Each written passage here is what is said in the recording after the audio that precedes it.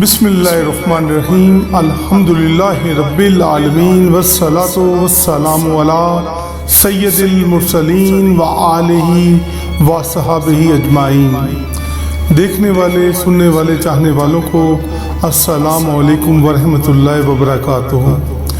جیسا کہ ناظرین آج کل محرم الحرام کے ایام شروع ہو گئے ہیں۔ یہ مہینہ پروردگار نے ایک ایسا مہینہ کائنات کو دیا ہے جس مہینے میں آپ کو بہت سے واقعات انبیاء سے اور انبیاء کی آل سے ملتے جلتے آپ کو ملیں گے۔ یہ مہینہ ایک بڑا مقدس مہینہ ہے، اس کا احترام ہم سب پر واجب ہے۔ جیسا کہ لوگوں کے ذہنوں میں ڈال دیا گیا ہے کہ محرم الحرام کا مہینہ مخصوص ایک فرقے کے لیے ہے، ہرگز ایسی بات نہیں ہے جس میں لوگوں کے ذہن کو ایک تنگ ذہن کر دیا گیا ہے۔ ایسی باتیں بتائی جاتی ہیں جن کا کائنات میں کوئی دور دور تک تذکرہ یا نظر نہیں آتی۔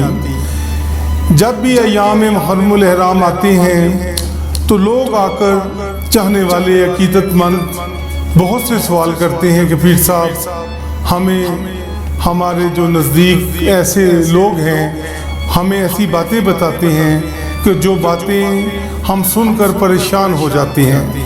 تو اس میں چاہتا ہوں کہ ہمارے سننے والوں کو یہ اویئرنس ملے کہ یہ جو غلط باتیں اس مہینے کے ساتھ منسوب کر دی جاتی ہیں اور ایک فرقے کے ساتھ جوڑ دیا جاتا ہے اس مہینے کو، اس قید سے نکلیں باہر۔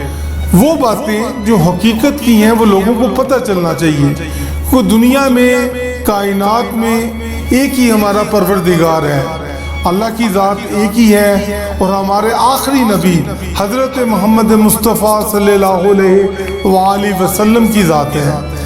تو اسی طرح اس نبی کی پیاری آل ہے، اور اس نبی کی آل نے اپنا سب کچھ قربان کر کے اللہ کے دین کو بچایا ہے۔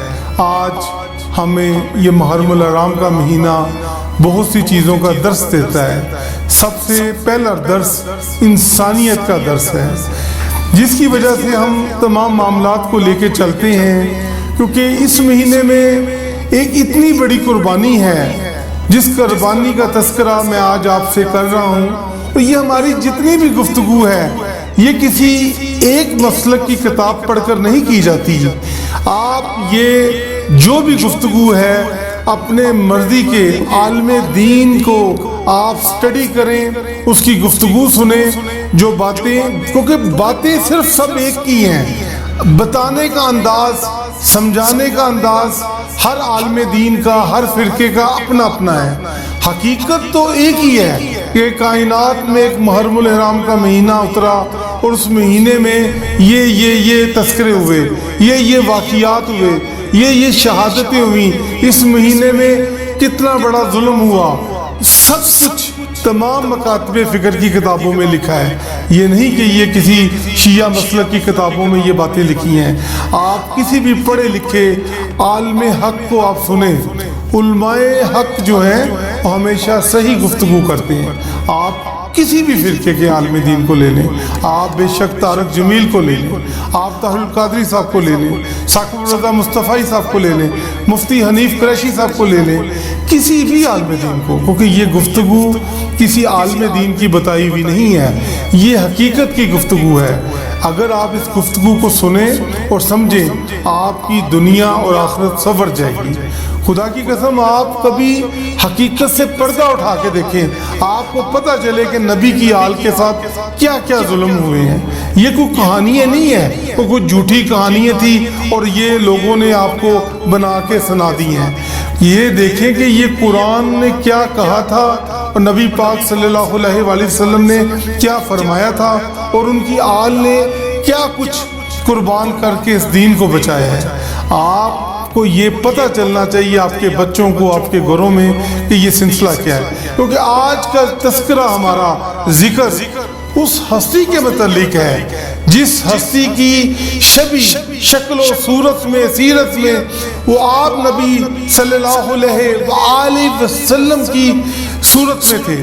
کہ جب حضرت امام حسین علیہ السلام کو اپنے نانا رسول صلی اللہ علیہ وآلہ وسلم کی زیارت کو دل چاہتا یا ان کی بڑی یاد آتی تو آپ علی اکبر کی طرف دیکھ لیتے۔ علی اکبر علیہ السلام ایک ایسی ہستی ہیں جو امام حسین علیہ السلام کے بیٹے ہیں۔ ہمیں پتہ ہی نہیں ہے، ہمارے بچوں کو پتہ ہی نہیں ہے کہ علی اکبر علیہ السلام کون ہے، کیونکہ اس لیے میں یہ باتیں آپ کو بتا رہا ہوں کہ میرے پاس بہت بڑی تعداد میں جب میرے عقیدت مند چاہنے والے مریدین آتے ہیں تو ہم سے سوال پوچھتے ہیں کہ سرکار یہ علی اکبر علیہ السلام کا ہم اب تذکرہ سن رہے ہیں، ذکر سن رہے ہیں، یہ علی اکبر کون تھے؟ ہم تو بیان ہی نہیں کر سکتے۔ یقین کریں اتنی تکلیف سے ان واقعات کو، اس حقیقت کو، سچائی کو بیان کرنا پڑتا ہے، کیونکہ ظلم ہی اتنے ہیں۔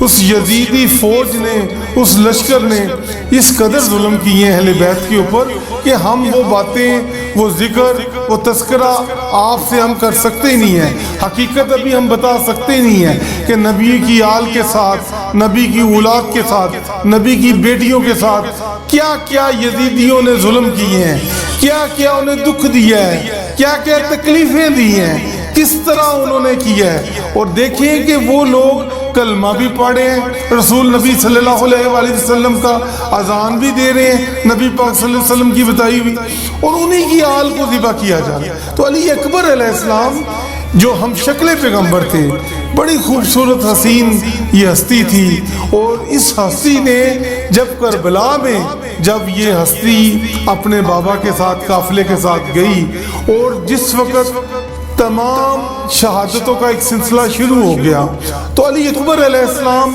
بار بار جاتے تھے اپنے بابا حسین علیہ السلام کے پاس کہ بابا حسین مجھے اجازت دیں، میں جا کر میدان جنگ میں دشمن کو، یزید کے اس لشکر کو بتاؤں۔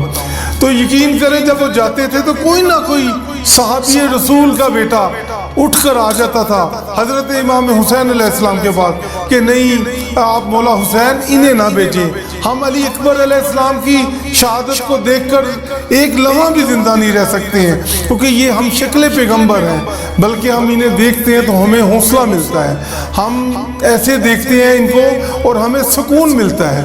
یہ وہ ہستی ہیں۔ آج ہم ان ہستیوں کے اوپر گفتگو کریں گے، اور آج کا ہمارا سارا سلسلہ، کیونکہ یہ میرے سامنے میرے جتنے بھی اس وقت مریدین بیٹھے ہیں وہ تذکرہ سننا چاہ رہے تھے علی اکبر علیہ السلام کا، اور ہماری گفتگو ساری کی ساری جتنی بھی ہے یہ وہ حقیقت کی کتابوں میں ملے گی جو علم کی کتابیں ہیں، جو علماء حق کے پاس موجود ہیں۔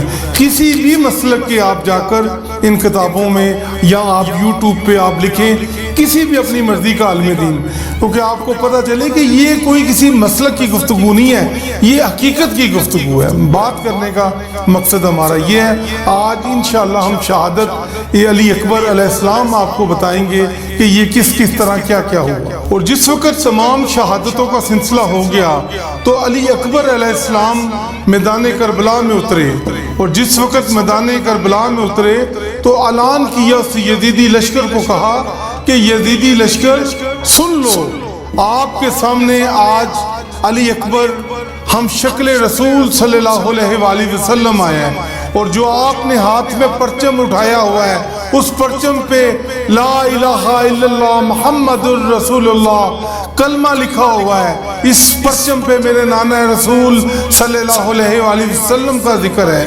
اور سن لو، یزید حرام کو حلال اور حلال کو حرام کرنا چاہتا ہے، اور تم کیسے مسلمان ہو، کلمہ رسول صلی اللہ علیہ وآلہ وسلم کا پڑھتے ہو اور اسی نبی کا دین تسلیم نہیں کرتے ہو، اور تم اپنی آنکھیں کھولو اور دیکھو کہ ہم نے کیا جرم کیا ہے۔ اتنے میں یزیدی فوج نے کہا اکبر کی بات مت سنو، اکبر پہ حملہ کر دو، اور چاروں طرف سے یزیدی فوج نے اکبر پر حملہ کر دیا۔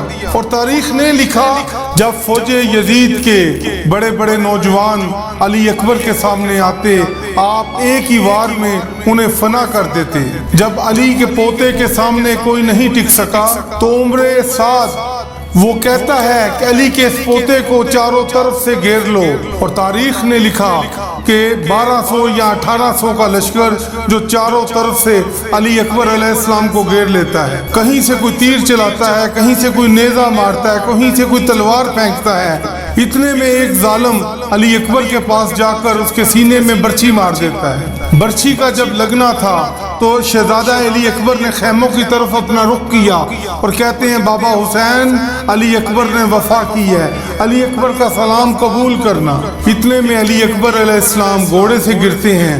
امام حسین علیہ السلام آسمان کی طرف منہ اٹھا کر دعا کرتے ہیں کہ یا اللہ میرے علی اکبر کی قربانی کو قبول کرنا۔ تو بتانے کا یہ سارا مقصد تھا کہ یہ حضرت شہزادہ علی اکبر کون تھے، ان کا کیا تھا کربلا میں رول، انہوں نے کیا قربانی دی۔ قربانی ہر شہید کی عظیم ہے، لیکن یہ وہ ہم شکل پیغمبر تھے علی اکبر علیہ السلام جنہیں دیکھ کر سکون ملتا تھا اور حضور نبی کریم صلی اللہ علیہ وآلہ وسلم کی زیارت کی طرح نصیب ہوتا تھا۔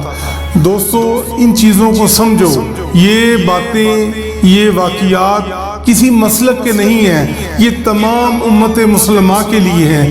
ہمیں پتہ ہونا چاہیے کہ کربلا کے کون کون سے ہیرو ہیں جنہوں نے یہ قربانیاں دے کر اللہ کے اس دین کو بچایا ہے۔